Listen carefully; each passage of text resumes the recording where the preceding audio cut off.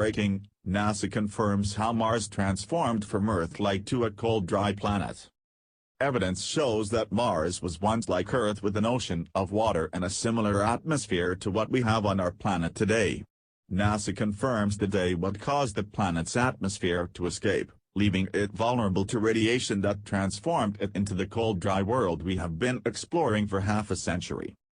NASA's Mars Atmosphere and Volatile Evolution, MAVEN, spacecraft has been sampling Mars' atmosphere to determine what caused Mars to lose its atmosphere.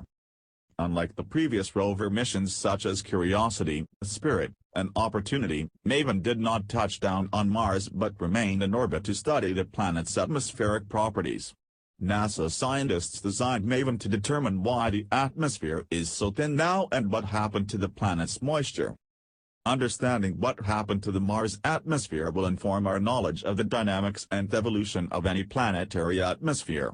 Learning what can cause changes to a planet's environment from one that could host microbes at the surface to one that doesn't is important to know, and is a key question that is being addressed in NASA's journey to Mars, said John Grunsfeld, Associate Administrator for NASA's Science Mission Directorate. In order to determine what happened to Mars' water, we have to understand what happened to its atmosphere. Thanks to the MAVEN spacecraft, we know that Mars is losing its atmosphere at a rate of 100 grams per second, which is like the planet shedding 1/4 pounder each second. This may seem like a lot, but at this rate it would take billions of years for the planet to lose its atmosphere, indicating to scientists that the rate of escape must have been more significant in the past.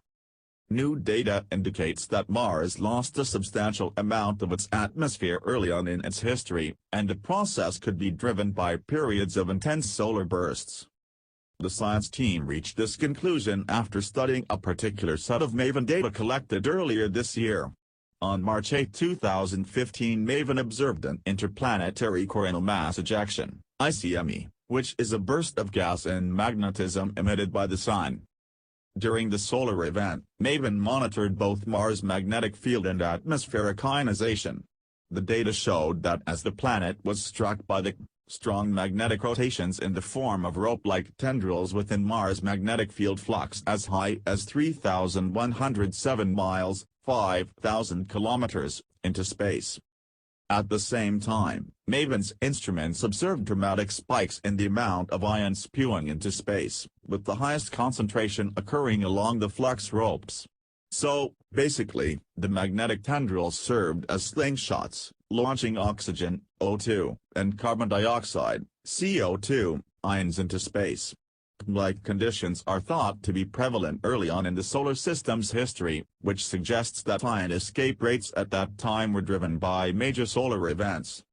As part of its mission, MAVEN has conducted several dips into the Martian atmosphere in order to learn more about the planet's thermosphere and ionosphere. MAVEN data shows a massive vertical temperature gradient indicating that a continuous mixing of carbon dioxide, argon and nitrogen dioxide is occurring.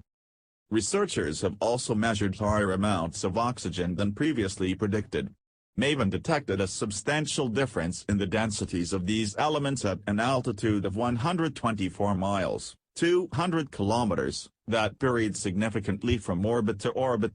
The density variations along with the temperature differences show that the structure of the upper atmosphere also varies from orbit to orbit.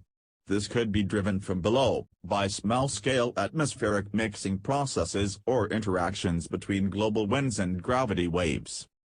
Variations in both density and temperature occurring at high altitudes plays a role in atmospheric escape.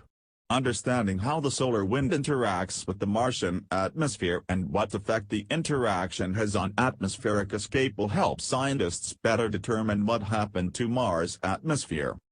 Like the theft of a few coins from a cash register every day, the loss becomes significant over time, said Bruce Jokowski, MAVEN principal investigator at the University of Colorado, Boulder.